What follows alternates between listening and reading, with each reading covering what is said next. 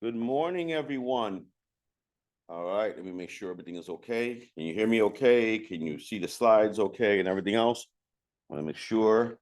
I think we're going to have quite a few other folks joining us a little later, but we want to go ahead and get started. Thank you so much for taking time out of your Saturday to join us for this session. I see a mix of both real estate professionals and what I assume are consumers. So thank you for being here. The goal today is to share some insights and some different perspectives on what's going on with the housing market currently and why it continues to be advantageous to be a homeowner versus a renter. And we're going to break this up into two parts. I'm going to speak about the real estate brokerage side of things, and then we're going to have our preferred lender speak about all of the intricacies involved in getting approved and financing and such, unless you're in a great position where you're buying cash. So you don't even have to worry about all that. So let's go ahead and get started here. Click here so it recognizes it. A little bit about myself as a presenter. My name is Tony Martinez. I am the co-owner of Extreme International Realty and Extreme Realty Team Highlands County. Our main office is here in Davie, Florida. We have 5 locations throughout the state. We currently have about 230 real estate sales professionals. If you're here as a consumer, it was probably one of our associates that invited you to be here on the call.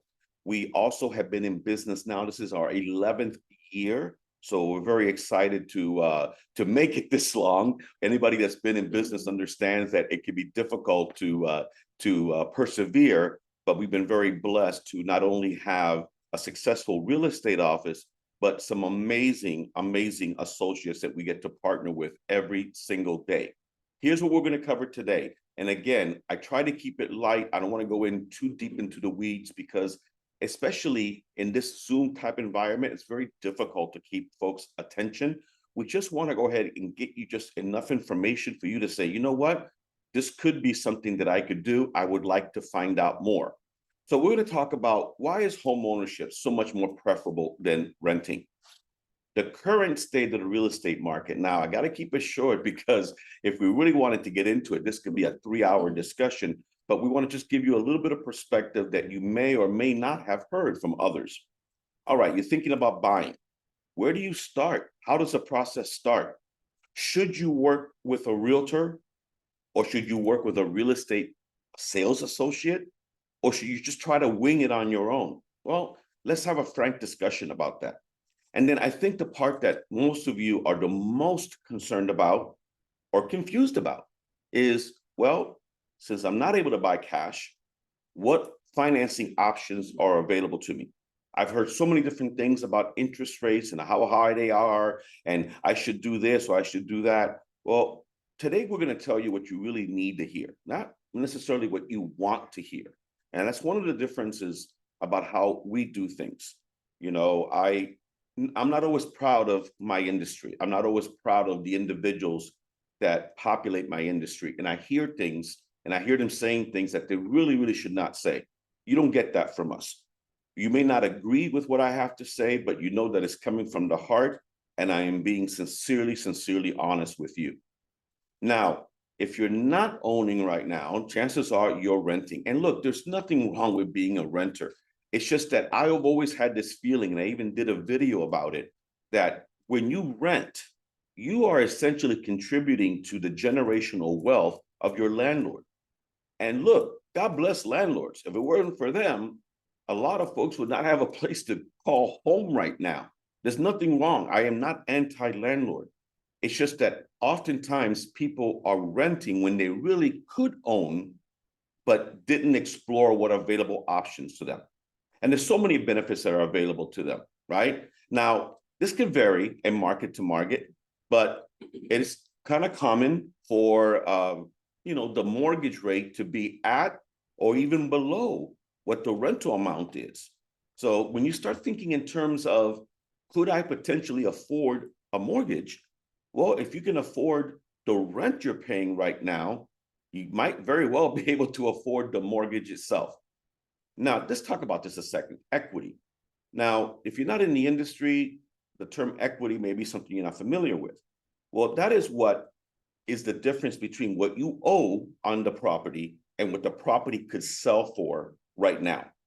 So if you owe 300,000 on the property and it could sell for 400,000, you have $100,000 worth of equity, less of course any expenses associated with the process of selling the property. Now, here's where a lot of folks are misled. Yes, I will say misled. I think equity is a major, major concern, should be a major, major concern when someone is an investor. When somebody is buying a property for the purpose of buying it today, fixing it up, and selling it, of course, they're doing it to go ahead and generate a profit from the transaction. What I think goes wrong with the everyday person is they look at their house and say, well, my house is supposed to guarantee me equity. No, it's not. Equity is never guaranteed. In fact, I'm going to put a challenge out there.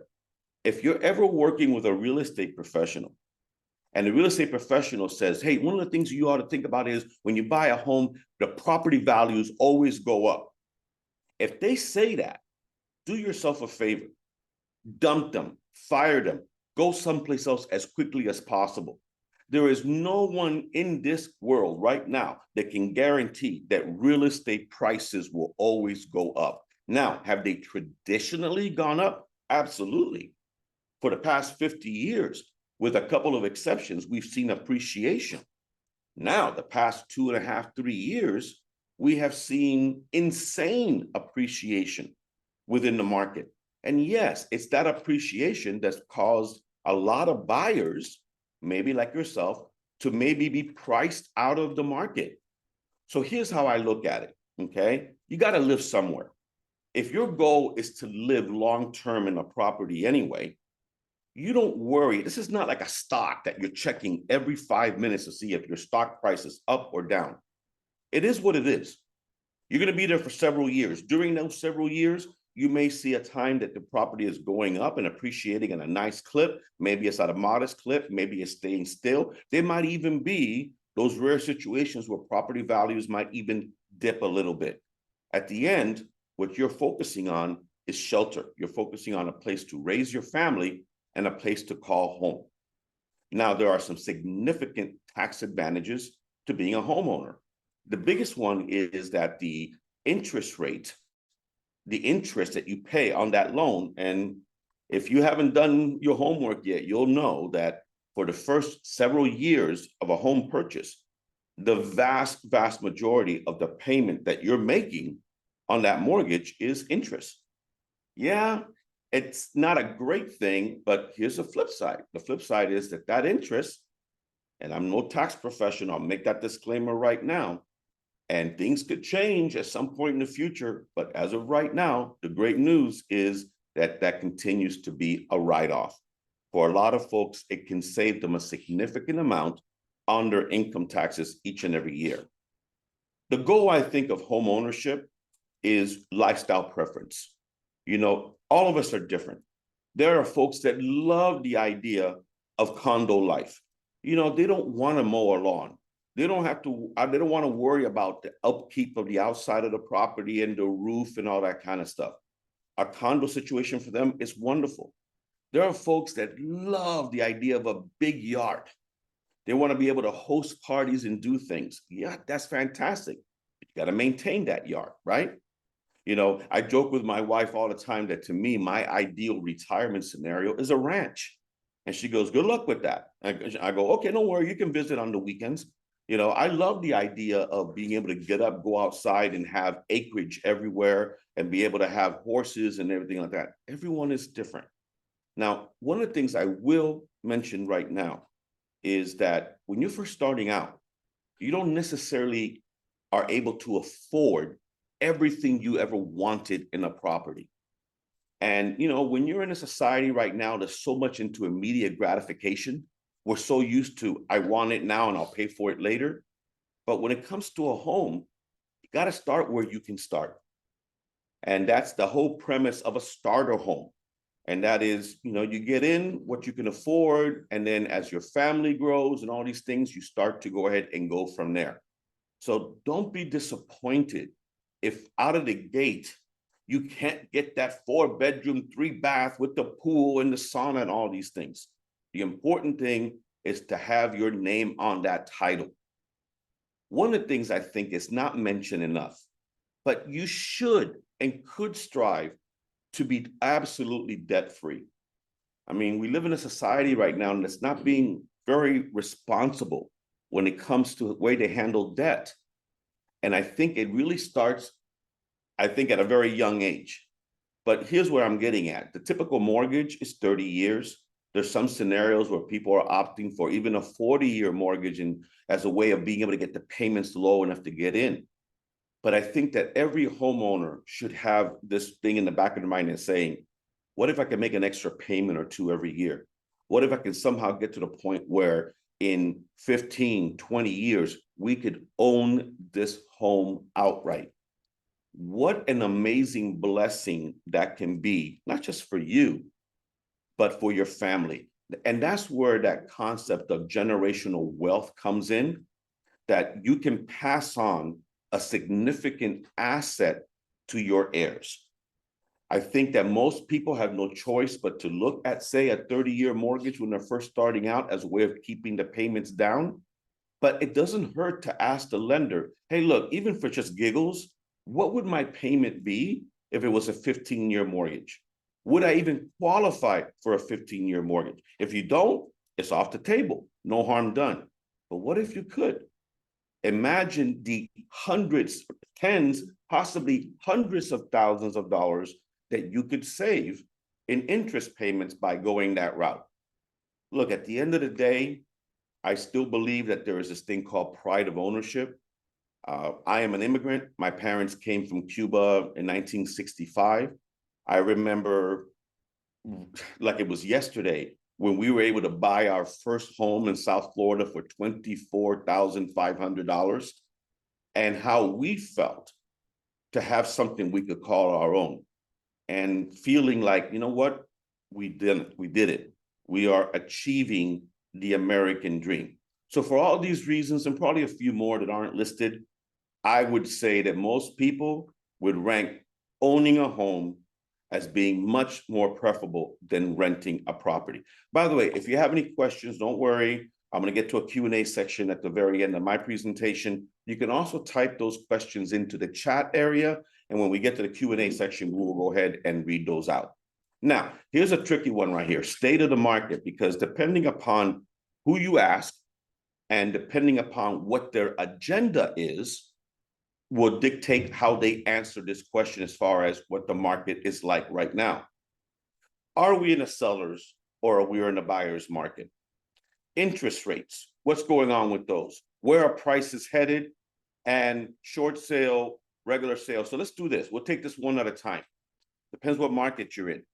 For the past, ever since COVID, when COVID hit us in 2020, we had a situation when the market exploded, just about everywhere in the country, but especially in Florida. It became a seller's market almost overnight. Such a tremendous demand. All these folks that were looking for bigger properties because they wanted to work from home, their kids were going to school from home, all of these things that were happening caused a tremendous demand within the market. Now, the interest rates were so incredibly low that it made it a very affordable scenario for folks to be able to buy. Now, what that happened in that scenario is it drove the prices up. It drove the prices up significantly, which was wonderful for the sellers, not so wonderful for buyers in the market. We had multiple offers. We had people buying and offering significantly higher than appraised prices on the home. These scenarios caused us to go ahead and have an off-balance market. The good news is, welcome. The good news is that things are starting, and I'm saying they're all the way there yet. They're starting to tilt in favor of the buyers more. So what does that mean? We're still seeing high prices. Now we are seeing more and more sellers begin to be realistic and are starting to bring their prices down when they list their properties. We see that in the multiple listing service all the time. We see properties that started at this price, and these are sellers that still think it's 2022. and then you see the price reductions that are happening. But unlike other areas of the country that have seen prices come down, we're not seeing that in South Florida yet. Prices are still holding their own. But what I can tell you is, if you were a buyer in the market or attempted to be in the market a couple of years ago, and you couldn't get your offer accepted for anything, it's a whole new scenario now. There are more properties coming on the market, especially in the condo area. We're going to see a tremendous increase in inventory among the condos. Now, interest rates. If you've been at all paying attention to what's going on, you hear a lot of bad news about interest rates. So let me tell you something. It is bad news about interest rates. You know, you ever hear that term coulda, woulda, shoulda? If you could have bought in 2020, 21, 22, you should have. Because we saw interest rates that, in my humble opinion, just my humble opinion, we're never, ever going to see again. It would take something significant to happen to see interest rates as low as 2.5 again. You know what a lot of folks don't know, because it got buried? Prior to COVID, the ongoing interest rate back then was between 5 and 6% anyway. Well, now you see buyers, when they're faced with interest rates in the 6s, thinking, oh my God, where did these interest rates come from? This is unbelievable. We're just getting back to the market that we had prior to COVID. Yes, there's no doubt about it that the payments are significantly higher when you're talking a 2.5 versus 6.5 to 7%. But have you ever heard the saying, it is what it is? You know, I'm old enough to have been in the real estate game during the late 70s, when interest rates in our country hit 17%. Think about that, 17%. And you know what happened back then? The world didn't come to an end. People found a way to buy, and people found a way to sell.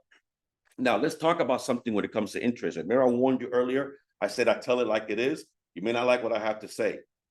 If anybody that you're working with as a real estate agent or as a mortgage professional says the following, I want you to remember me, and I want you to run as quickly as possible. If they say, date the rate, but buy the house, just go ahead and say, we're done. Because what they're telling you is, don't worry about the interest rates. They're going to come down, and then you'll be able to refinance. That's what a lot of them are saying. Not always. I think what they're trying to say, and it doesn't really come across, is, listen, at the end of the day, you need shelter. You need a place to live. Yes, if you could have bought it for less, you would have. You didn't. Here's where we are right now. But that saying is usually followed with the following. When interest rates come down, you're going to be able to refinance, and everything is going to be great. What crystal ball do they have? Because mine's cloudy on that subject.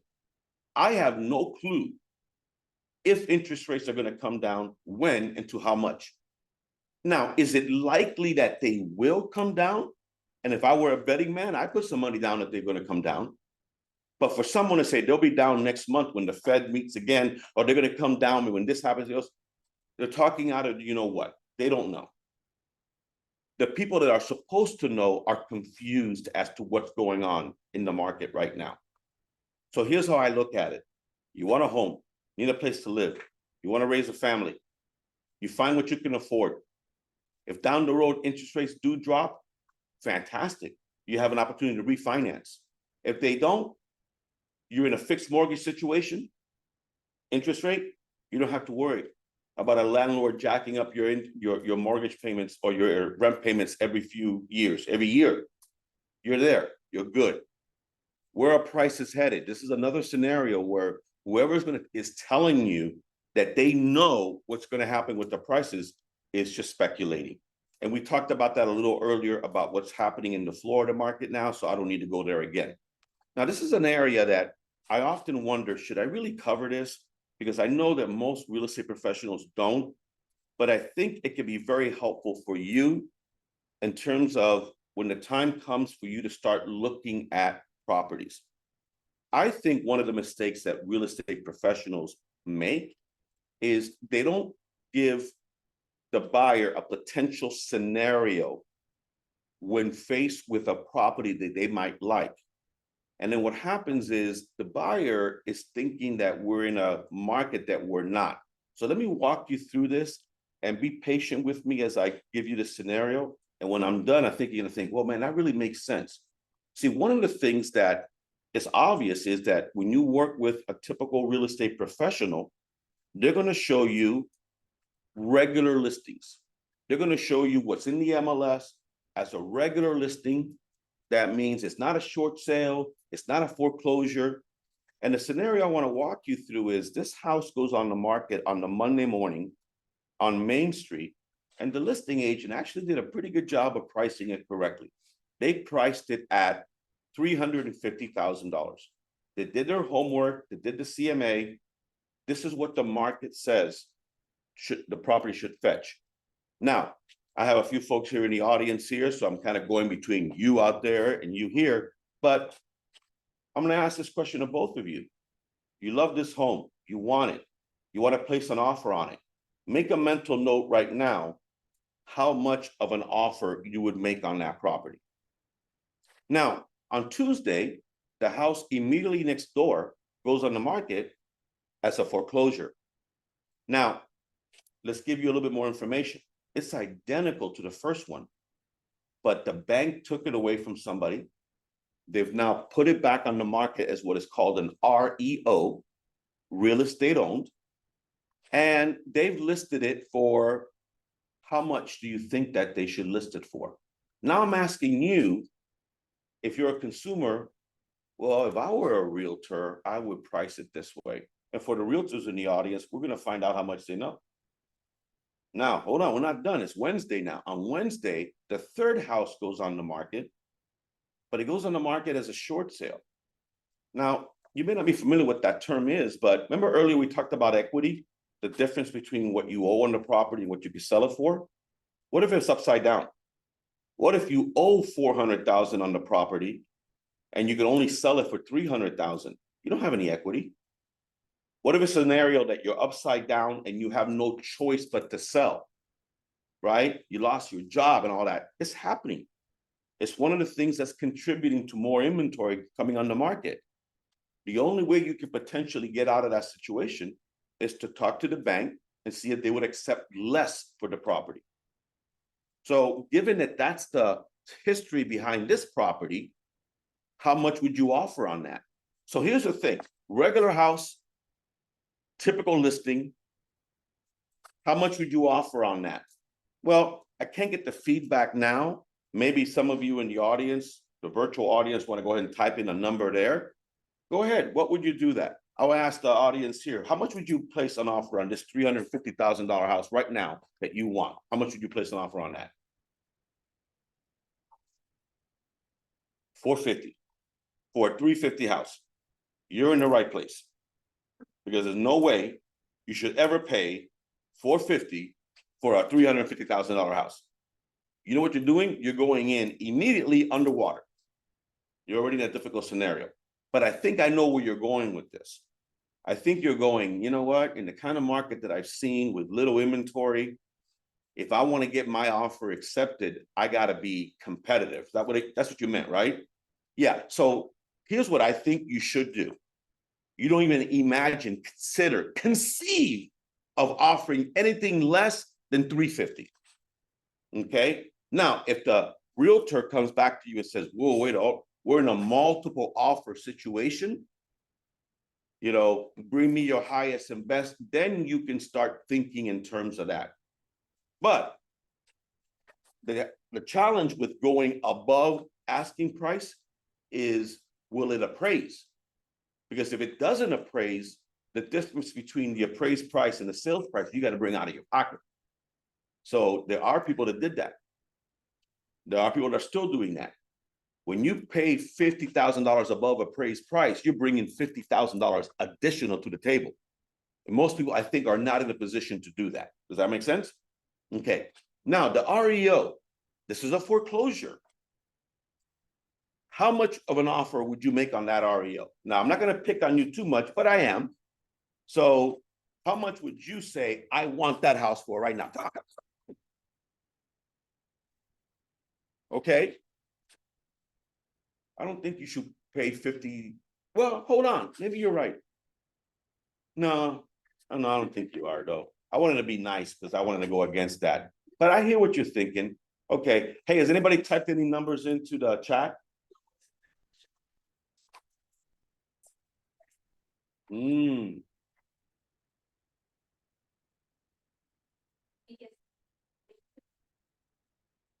Yeah.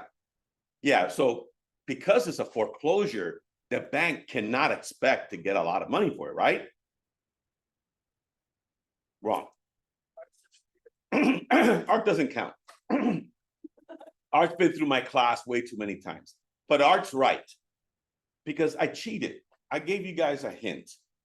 I said it's identical to this one. Remember I said that? It's recorded, right? So if it's identical to this one, and this one is priced at 350, which is the right price, where do you think the bank is going to place that on the market for? Help me out now. I'm sorry, say that louder for the people in the back. 350. Okay. So now you're understanding more than most real estate agents do. Now the short sale, oh, hey, short sales, they take forever to close, man. I got to go through all this and everything else. What do you think that's going to list for? And if you get this wrong, I'm going to be mad. And you can get any, I'm not going to see and hear if anybody helps you from the audience. So what do you think the bank wants for that property? You guys got any idea? How much? You're absolutely right, folks. Give it up. $350,000. And here's where I'm going with this. And if you guys are paying attention, this could make a difference between you having an offer accepted and not. When it's still a relatively seller's market, you have very little leverage. Don't go in there with an attitude. Go in there knowing that the seller has a better hand than you do. So be aware of that. It doesn't mean you give everything away, but be aware of that. Now, the other thing is, does the real estate agent, hopefully the realtor that you're working with, are they familiar enough with REOs and short sales that they feel comfortable even showing you those? Because let me tell you something. The average real estate agent will look at REOs and short sales and not even show them to you. Why? They don't want to work that hard. They don't understand the intricacies. So what they're doing is they're depriving you of access to more homes to see. So this is a great way of you vetting the real estate professional that you're working with. Are you showing me everything that's on the market or just what you're comfortable with? And if they say, well, if they don't answer it the right way, find somebody else. Now you're thinking, all right, this is making sense. I'm ready to buy, but am I able to buy? Right? It's kind of like you have to be ready, willing, but am I able to buy? So that involves a conversation. We're not going to get those answers right now. If you're paying cash, it's all over. You don't have a lot of worries, right? You don't have to go through all those ups and downs and challenges of getting approved. But most people are going to need financing of some sort. Well, then that involves having a steady income, being employed. Now, you could be self-employed, but you have to be able to bring your profit and loss and all that to the picture. Do you pay your bills on time? And that's where credit score comes in. And there are folks that are challenged in this area. It doesn't mean that you can't buy. It may mean that you may not be ready to buy this moment. We may need to sit down and work out a plan to get your debt down, your score up to the point where you can. I'm good here. Debt. The lenders are going to look at this. They're going to look at everything from what you owe. A lot of folks for the past 2 or 3 years were able to afford properties because their student loan debt wasn't factored in. Well, now it is. Or if not, soon will be. We have to take an honest assessment. Something that a lot of buyers are not necessarily comfortable with when they're sitting down with a lender is revealing all this information. I know it can get personal, but garbage in, garbage out. If a person doesn't put all their cards on the table, we can't sit down with them and give them an honest assessment of what they're able to buy or not buy right now, okay? There's down payment that's needed. There's closing costs involved. This is going to depend upon which financing program you go with. There are assistance programs out there. There's different things that can be brought to bear. There might even be some potential concessions from the seller, where the seller might be willing to offer you some assistance with your closing costs. These are all the avenues that a really good lender and a really good realtor will explore as part of the process. Now, you say, I'm ready to buy. A really good realtor will go ahead, sit down with their preferred lender and say, all right, let's talk turkey. What can you afford? And here's what we found over many years. People are not really concerned that much about the sales price of a home. What they're really concerned about is the monthly payments. You know, it's gotta, that the sales price doesn't scare them so much as, can I afford those monthly payments? And yes, there are folks that overextend themselves and take on too much. I always advise against that. Then what's going to happen is a good realtor is going to take your DNA. Now you're thinking, hey, no probe for me. No, I'm not talking about that kind of DNA. I'm talking about they're going to look at your desire, your needs, and your abilities, right? How many bedrooms do you need? I need 4 bedrooms. Do you really need 4 bedrooms, or do you want 4 bedrooms? Well, I think I can get away with 3. And I go, so that's what a good realtor and a good lender does. It says, yeah, there's what you want, but is it truly what you need? And if it's your first purchase, want and ability don't usually match up. We got to get you to be more realistic. Somebody may say, I want to live in Davie. Great, I wanted to be 6'2". How'd that work out? I'm 5'8" on a good day. You know what we have been able to do? Someone that says, I gotta live in Davie, and they see the Davie prices, and we say, you know that there's a beautiful city over here called Plantation. There's a beautiful city over here called Coral Springs. And you know what? Those prices could be significantly more affordable. Maybe that's where we need to start. And then we can grow from there. So we're gonna get what's most important to you. If you have a family or want to build a family, is the school system that important to you? Are you willing to commute or not? Is a condo maybe the best place for you to start for the first couple of years until you build up some more equity and potentially, and you get some more funds and all these different things? The name of the game, when it's all said and done, is you want to be pre-approved before you ever look at a home. You never ever get in a car or go meet someone and go shopping for something that you have no idea if you can even afford, right?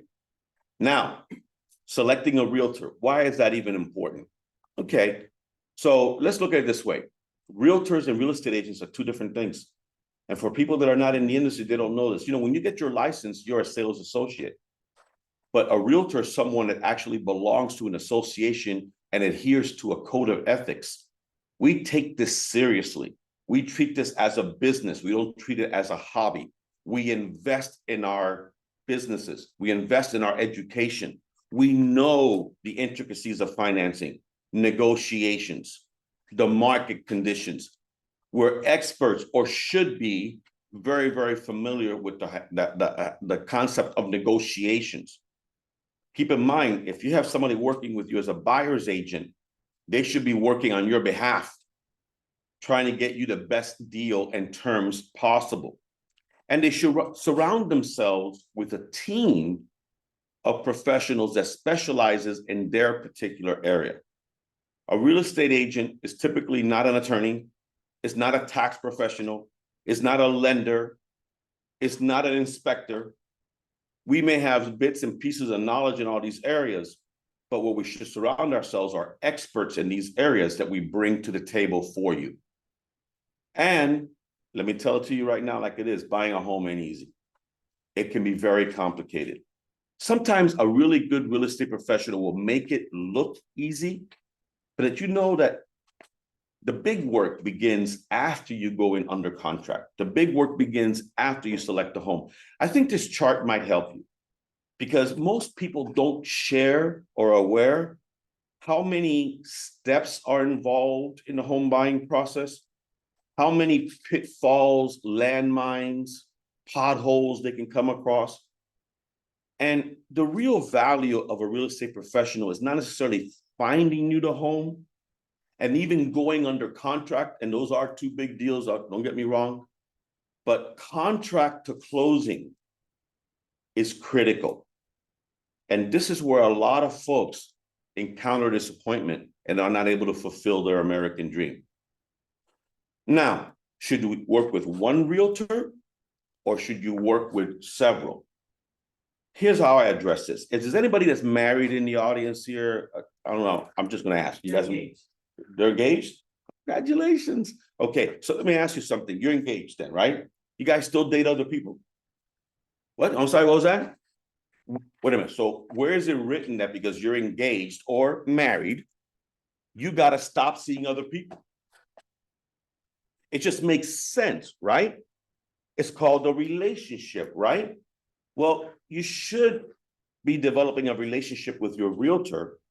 That realtor is going to do all these things on your behalf and not even get paid unless you get the home you want. So a good realtor would never allow you or allow themselves to be cheated on. They're going to say, no, no, no, you work with me only, and I give you everything I got. Does that make sense? Okay, now, hey, any questions there that so far that we can address? No, it's more comments about the REOs and for sales. I don't know if you want to. Okay. Now, we have an internal program here at Extreme that we help individuals that we consider the everyday heroes of society. We look at first responders, we look at nurses, police officers, veterans, active military. If you fall under one of these categories, then definitely speak to the Extreme agent that brought you to this, because we have this program, an internal program, where we're actually giving you a significant rebate from our commission back to you, 20%. That can add up, so something that you can use toward your closing costs and prepays. Plus, our preferred lender will also waive the cost of the appraisal to a certain amount, and our preferred title company will give you a discount on the settlement fee. So please, please, please, when you're working with an Extreme agent and you potentially qualify for this program, ask for more information. Okay, I'm pretty much done. Any questions at all that you folks have about the home buying process or anything else before I turn it over to our amazing lender? Yes. As we're planning to get married, like he probably has better credit than me, Right, or different history payment than me. right. If we should wait to get married to apply, or my bad credit is going to affect. Like if we apply that's a great question. And in case you didn't hear it, it says, you know, it's individuals they're engaged. We have different credit scores between them. Should they wait to get married or whatever? There's certain legal aspects to those that I have to be careful not to answer. I mean, me personally, if I were in your situation, I would definitely want to be on title.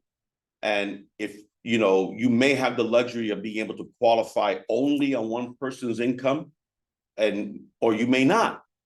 And so that if you start off by saying, hey, listen, on my income and my credit alone, can I qualify? That's one question. It may involve both of you.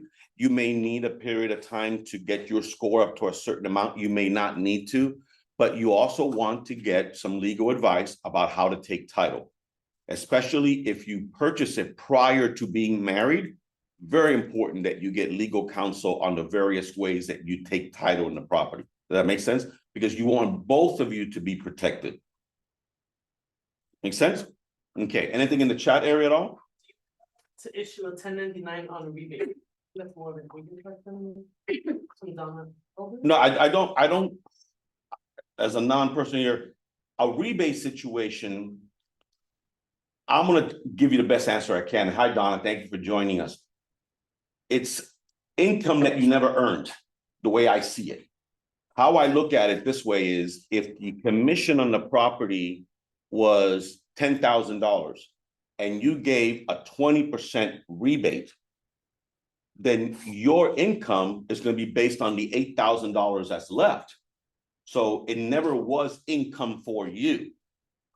So that's how I would handle it. A tax professional could probably do better, but how do you get taxed on something you never made? You know, it was deducted before you ever earned it. Okay, anything else there? Yeah, I'm not sure I understand the question though. This. How do you help regular people who's not on the job title? What if you have your own business? How will that help? Like, No, I think that if the question is, how do you help someone buy a home that is self-employed, maybe? Is that the question? could that be the question? Yeah. Now, when you're self-employed, you have to be able to produce, profit and loss. Usually what the last 2 years, profit and loss and everything else. Yeah. And that needs to go ahead and get done. And, again, a good lender will have a plethora. I had to use that term because it really makes me sound smart to use that. The plethora. It's a various options because you don't want to be a situation where you say, well, this is the one program we offer. Okay, what else you got? No, that's it. Different folks require different assistance. So when now Lynette's going to talk about that there is conventional, there's VA for our veterans and active military, that's FHA, which is a lifesaver for a lot of folks. There may be some state programs or some county programs or some city programs that you might be able to qualify for. Yes, sir. So, question, the program like rebate, does that also qualify if you're a professor? At a university? Yeah. Let me ask you something. Would a professor be potentially classified as a teacher? Yeah. Yeah, you're good. Yeah. Just one clarification. Yeah. I know, like, for certain, not necessarily housing, but like certain applications for certain things. I know what you're saying. This is not a government program. It's not a city. It's my wife and I program. This is our company. And we said, this is our way of thanking. And what we've done is we've given our agency ability to participate in the Heroes program and extend that offer to their customers. In the Zoom, they can't hear the question. So The question was, this gentleman is a professor and would he potentially qualify for this program? I go, are you guys teachers? Yeah. Okay, you're good. Absolutely. For our definition, internal, yes, because we're not using anybody else's criteria. We're using our internal criteria. What do you think? Did we answer the questions that are there? I think so. All right, so now we're going to turn it over to Lynette Fernandez. So here's what I wanted you guys to understand. There's a lot of folks out there. There's almost as many folks out there with their mortgage license as there are with their real estate license. Chances are when you're buying a home, especially for the first time, is you never really worked with a lender before. You don't know what's out there, okay? So why not? Just saying, why not take the advice, the recommendation of someone that's in the business every single day and saying, you know what, you can pick any lender out there, but we know one in particular that we know, like, and trust, and that we work with on a consistent basis and has performed on a consistent high level. And that company is Nationwide Mortgage, and their star individual here today is Lynette Fernandez. So I'm going to turn it over to her. You guys can now say, man, I'm glad that guy's done. And now you're going to get the information you actually came here for. Lynette Fernandez, you are up. Thank you. Thank you so much for the introduction. I want to Get make out of the way sure- here. I'm gonna move this way some. There. Okay. Hi, you guys. I know you guys can hear me. Zoom world, can you guys hear me okay? Yes, okay, we're good. So, what do you need to know? I know it's a lot of information, so we're gonna try to break it down as much as possible. What do you need to know before buying your first home? Before we start, this is me. I'm Lynette Fernandez. I'm with Nationwide Mortgage. I've been happily married for over 20 years, together for 25, and we have 2 beautiful kids, teenagers who are both past me in height, but we won't talk about that too much. And we have a golden doodle named Finn. So I believe in relationships. I want you guys to get to know me, just a little bit about me. Obviously, as we work through the transaction, we get to know each other better, but that is me in a nutshell. You can follow me on Instagram at Loans by Lynette and all social media handles. So let's dive in. So a couple things to remember. Take notes if you can. This may seem like a lot, but that's why we're here. Who you work with matters. So we're a team. Choose the right realtor, choose the right lender. We work together to give you all the information. You're not going to have all the questions now. Things are going to pop up as we go through the whole process. So that's why it's important to be mindful of who you work with. I'm going to say this now because every scenario is different. So the main thing is to schedule a follow-up. I'm going to go over basic information. I'm not going to go into detail because that doesn't apply to everyone. It's kind of confusing. It's a lot. There's a lot of different programs.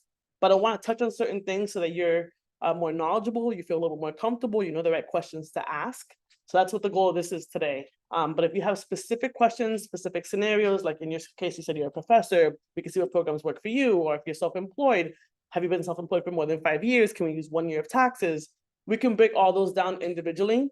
And that's why it's important that we have that initial phone call. I ask the right questions. We dive a little bit deeper to see what works best for you. And then I want you guys to remember that we've got you every step of the process. It's not just like, hey, we get you going application, you're on your own. Like, no, every step of the process, even now, if you're not even thinking about buying for 3, 6, maybe a year from now, it's okay. Let's have the discussion now so that you're prepared. Okay, so just remember those key things. There's no test at the end. There's no stress. We've got you. So when it comes to getting financing, there's 3 main categories that we're going to be looking at.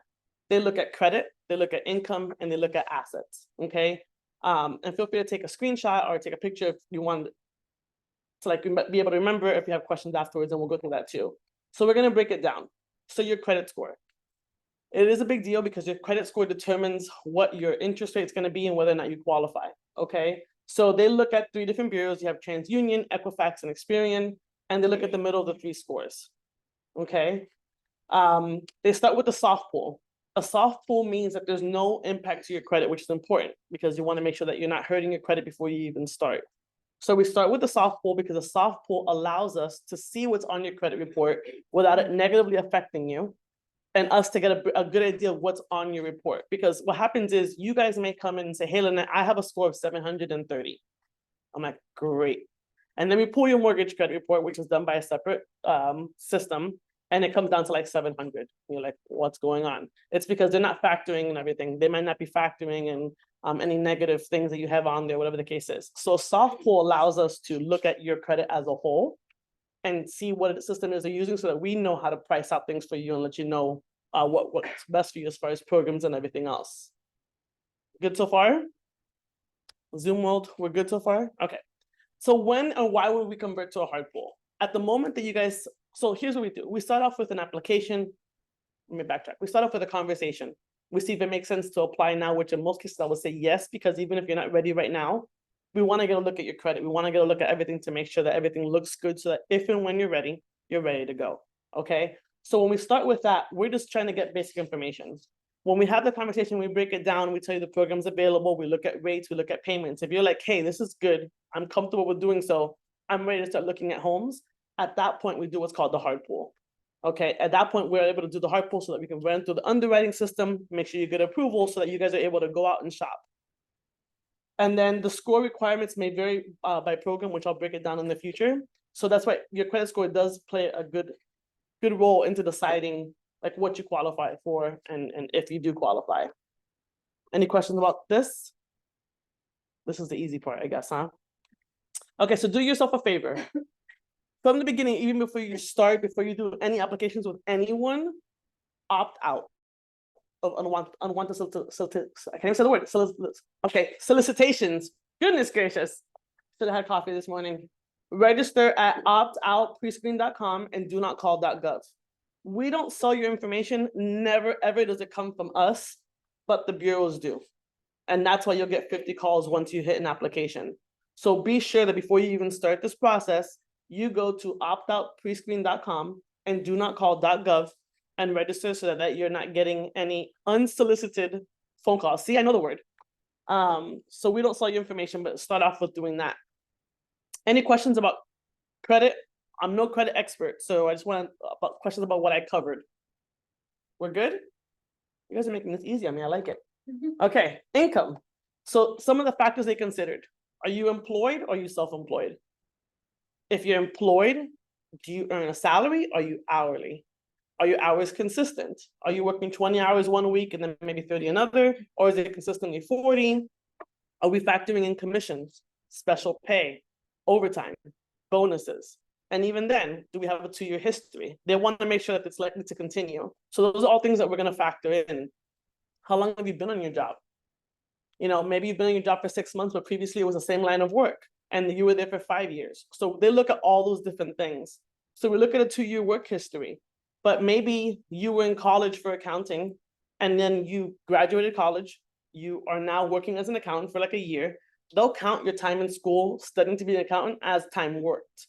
Okay, so that's why it's good to have the conversation with us, because you might think, oh no, I don't qualify. I've only been working for a year. Well, no, maybe your schooling counts. Were you in high school but did like a specific trade that now you're working in? They'll count that time as well.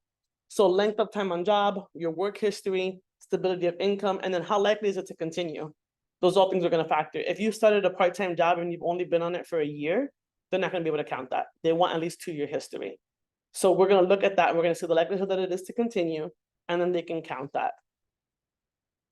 Good? Any questions about income?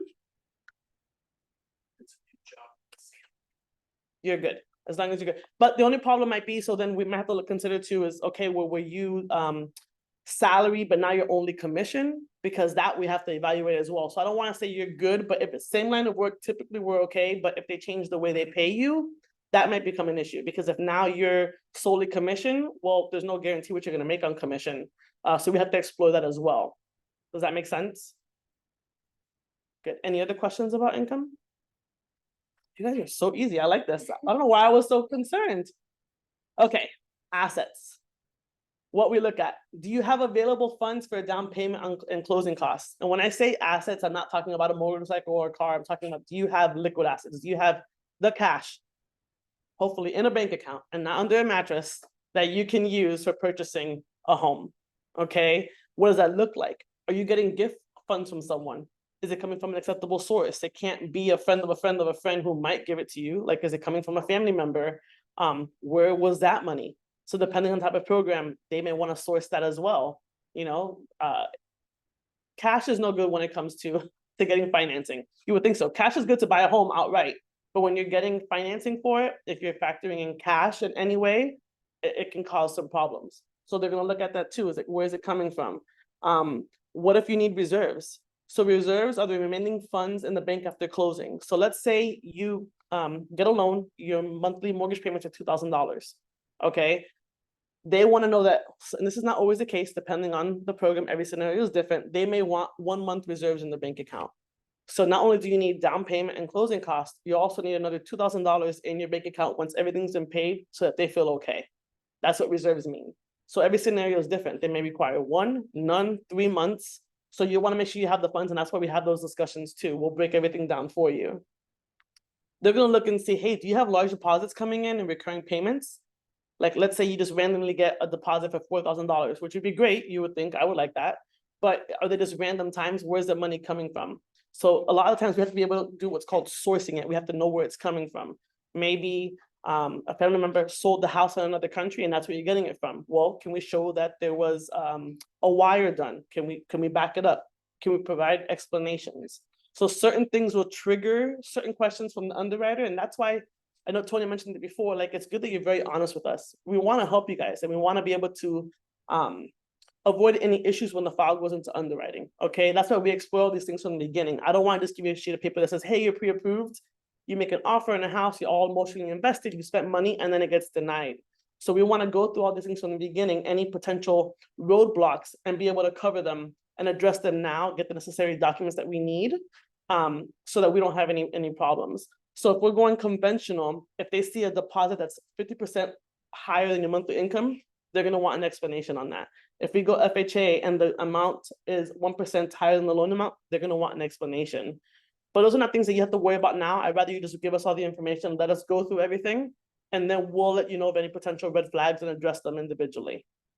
Does that make sense as far as assets? Any questions on that? We're good? Okay, so now what, right? We've talked about the three main things, those are the three main things to start the conversation, right? Because there might be other things that come up, but initially, if you tell me, hey, I don't have the money, I have credit, I have the income, but I don't really have the assets to buy a home. Well, okay, we can talk about what you'll need, we can talk about potential costs that you can save, but at this moment, we can't do anything, right? Because you don't have the money. But if we have all those three things, I would say, okay, hey, let's start with an application. It's very simple, clear cut. They ask you various questions, where you work, where you live. And then what we do is we collect documentation. So when I send out an email with what we need for the application, I'll tell you what documents we might need. Maybe it's taxes, maybe it's W-2s, paycheck stubs, bank statements. We'll go through all that. Then what we do is we get all the documents and we review them. The same way I said, we want to like be ahead of the game. We want to look and say, okay, well, what will the underwriter look at? Is this going to be an issue? How do we explain this? So we break it down that way. So we review everything and then we help you understand what programs you qualify for. And I'll cover that in a second. So maybe you're thinking FHA is better because I can get in with 3.5%. Well, what if you have amazing credit? You're a first-time home buyer and you can get in with conventional at 3%. That works out better for you, right? So we'll do that part of saying, okay, well, this program would be great for you. So we'll help you understand what your options are. What are your payment costs going to be? Well, what do you qualify for versus what you can afford? What if I tell you, okay, the house that you're looking at, you qualify for is $4,000 a month. Well, you can only afford $2,500. We have to make it make sense, okay? So having these conversations helps you because you can get a better idea as to like what you're looking for as far as pricing and home, so that you're not wasting your time either. Why go look at a house you can't afford? And then we guide you through the next steps of the process, which we'll talk about now. But basically, we do a lot of hand-holding. You're not in it by yourself. And that's why it's good to have a nice team because we all have those conversations together and we'll help you through the entire process. Good so far? Yeah? Did anyone drop off the call? We lost them all? No? Then maybe that's why it's quiet.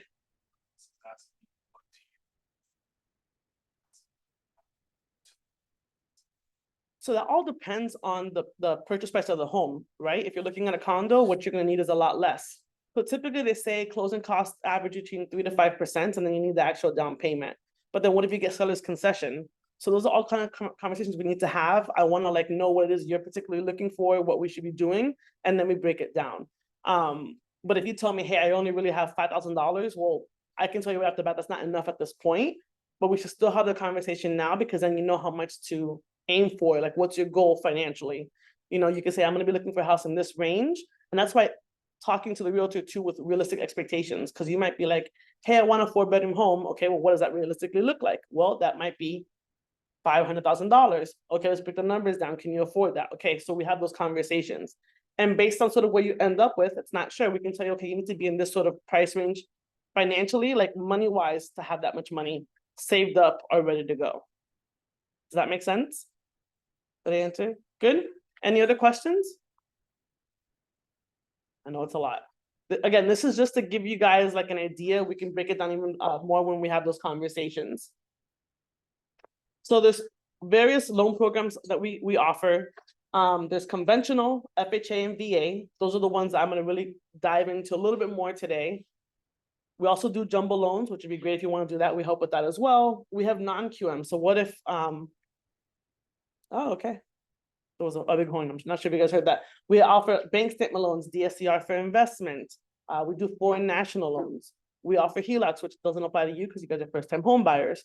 But we also offer reverse mortgages. We also do them for reverse mortgages for purchases. So we offer all of those loan programs. But what I really want to focus on right now or today would be conventional, FHA, and VA. Okay, so with a conventional loan, like I mentioned, people don't really know this, but you can go as low as 3% down if you're a first-time home buyer and you have amazing credit. Okay, the minimum credit score is 620, but if you have like a 750, you might get away with a 3% down payment. So that would need to get approved, but we'll run those scenarios. Like that's why we're here. We'll do what we can to try to get you. If you tell me, hey, Lynette, I want to get in with as little as possible, we're going to explore those options for you. Typically, they are 5%. But like I said, you might get in with 3%, which in that case would be better than FHA. Your minimum credit score is a 620.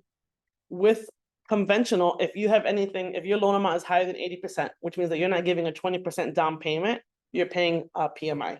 mortgage insurance. The good thing with conventional is that it can eventually be removed. Okay, so if you're not giving more than 20%, expect that you're gonna be paying PMI. With conventional, you can get into a fixed or adjustable rate. I'm not saying you want to get into an adjustable rate. Obviously, everyone has their own preferences, but we offer both. And the loan limit currently for one unit is $766,550. And the reason I say that is anything above that loan amount becomes what we consider a jumbo loan, which we can help with. But if you stay below that, it's a conventional loan, traditional conventional loan. Any questions about conventional? FHA, this is the one that is the most common. People hear a lot about this one. The minimum down payment option is 3.5%. Okay, they have various loan things. I won't go into this one now, but if you want to do a renovation loan options, you can do that as well. The minimum credit score is 580, and sometimes you can go below 580 if you give at least 10% down. So the mortgage insurance for this FHA loan is for the life of the loan. But if you happen to give 10% down, you can actually take it off after 11 years. So again, there's just different options for you. The loan limit is less on this one. So for one unit, it's $498,257. But actually in the Tri-County area, because our prices are higher, you can go as high as $621,000 and it won't be a jumbo loan. So anything under that amount still falls on the traditional and not the jumbo loan. Any questions about FHA? No. VAs. This is by far the best loan program for qualified borrowers. The minimum down payment is 0, which is really, really nice. No down payment and there's no loan limit. So they don't break it down by price of home. Your minimum credit score is 580. There's no mortgage insurance or PMI. And they can actually get more than one VA loan in certain scenarios as well. So we can definitely explore this for any veterans who are looking to purchase a home as well. Down payment assistance programs. I know you guys are probably curious about this. We do have them available. There's so many different programs. There's also pros and cons to each one. We'll definitely discuss this when we have a conversation to let you know what you're eligible for and if it makes sense for you. Because sometimes it might not make sense. Just because you qualify doesn't mean that you should take advantage of it. Sometimes there's no such thing as free money, so you might have to pay it back. The interest rates might be higher, so we'll explore those options with you to see if it makes sense, and then you can make a decision, an educated decision on whether or not you want to go ahead and use that. I'm going to highlight mostly 2 of them just to show what we have right now, and again, this can change at any moment whenever funding stops. That's not dictated by us. We'll always see sort of what's available at the moment that you can utilize. But right now, currently, there's a $5,000 conventional loan grant. So if you qualify for a conventional loan, it's your first time home buyer, they're actually giving a $5,000 loan grant based on your zip code to try to help you move. And that one's great because it doesn't have to be paid back, which is nice. There's also an FHA program, down payment assistance program, that gives you 3.5% of the sales price, like your down payment is technically a second loan. They give you a second loan that's a 10-year loan, and the rate is 2% higher than the first loan. So let's say you get a loan, your interest rate is 6%. That means the down payment portion will be 8% spread over a 10-year loan. Does that make sense? But if you decide that you want to pay it off earlier, there's no prepayment penalty. And then obviously you can speak with your agent as well and see if there's different towns that have their own programs. We'll register with them. Now, we don't really step in until they approve the funds because it doesn't make sense for us to do anything without knowing that they've given you those funds, right? Because then we're just assuming and we don't get anywhere. But once you get approved with them, that's when we step in, we can get you pre-approved. Any questions about down payment assistance programs? So the mortgage process. One, it all starts with a conversation. Then we do the application that can be done online through a secure portal. You do that on your own, or we can take it by phone or in person, whatever you prefer. I want to make sure you guys are comfortable. We get the application, and then once we get every single document, we do what's called a loan analysis. Now, that doesn't start until we get everything. If you're sending me a license one day and a bank statement 2 weeks later, I can't do anything until I have everything, right? So I don't want you to be like, oh, you told me 2 days. That's not how that works. Excuse me. I need to make sure I get everything in there so we can do a complete analysis. I'm gonna drink some water. Then, once we do the analysis, we're gonna let you know, are you pre-approved? Or do we have some work? Sorry. Once we give you the pre-approval, then you can go ahead and start shopping with your realtor. Okay? At least I know that I still have people with me. That's a good thing. We're good? Sorry, I get all choked up about mortgages, I guess. Contract received. We give you a pre-approval, you start shopping.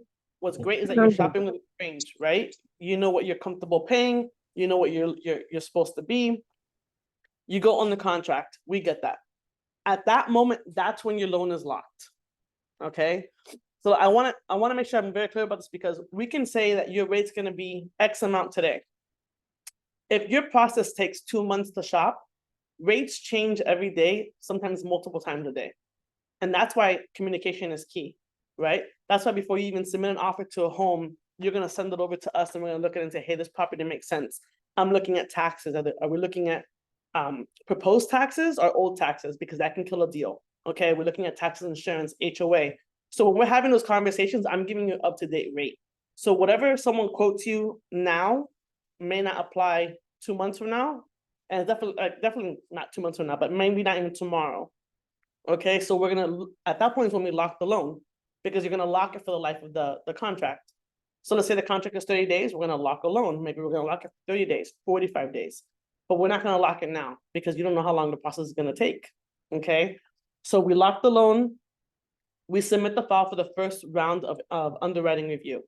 We're gonna send them everything. And then remember, we've already done our job. We've collected documentations, explanations, so that when we get that first, okay, you have a commitment to lend, there's very minimal on there. They're gonna send it back to us. There might be a few things, okay, did you wire this? Did you do that? And then we're gonna send it back to for underwriting to get that clear to close. Once we get it clear to close, we schedule a date and then your loan funds. Any question about the process itself? Anything in online world? Okay. So before you look for a house, start with the application. Like I said before, you can be done online. There's my link that you can use as well, but I can email it to you. You can go ahead and send me an email at loans@loansbylynette. I'll send you the email that has the link, all the documents. It has the things about opting out. It has all the information you need to get started.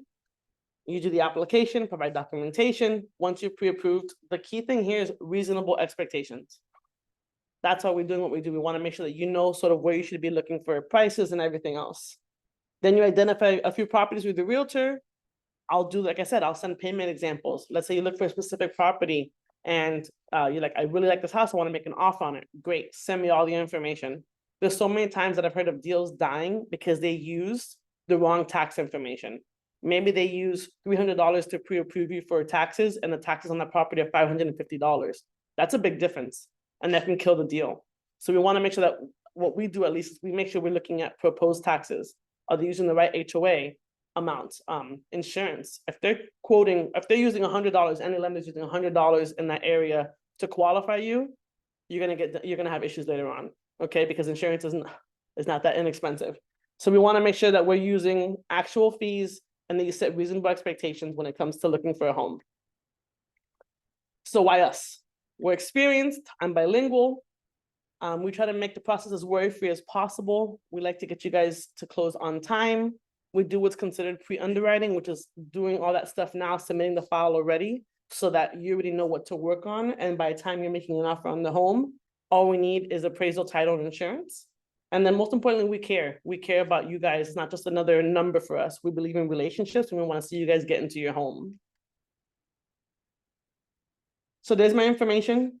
There's my cell phone. I'm available. Text, email, WhatsApp, Telegram, pigeon carrier. We send it to my office over there. And I'm actually an in-house lender, so my office is really next door at the Extreme office. I'm actually in their office, which is nice. And it works really well with their in-house title company as well. We all work together really well and get things done quickly and efficiently. Any questions? I can't be that good. I mean, You are. I am that good. You Okay. are. Anything else? Questions? If you guys have any that you think of later on, please feel free to reach out. You have your contact information for them? Yes. And for you, you guys get the special bonus. Woo, woo, woo, woo, woo. Sorry, online world. We'll take very good care of you. But I'm gonna put this again so that you have that on there. And with that, I'm gonna turn back over to Tony. Do you need this? Probably not, but all right, great job. All right, folks, I know that's a lot to digest, so here's what we're going to do.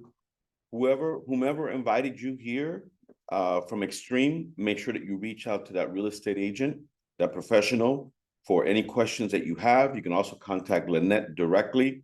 We have recorded this. Ask the realtor that invited you to go ahead and send you the recording. It'll be available later on this afternoon. If you're here, not because another real estate agent invited you, but because you saw one of our social media posts and everything else, I will give you a phone number now for you to contact. That would be Gabi Martinez's phone number, the broker of the office, 954-303-5986. That's 954-303-5986. All right, so any other questions before we wrap this up? Anything there in the chat area? I'll answer her. Okay, all right, folks. So listen, thank you so much for your time and attention. Again, we'll make this recording available to you all and talk to us.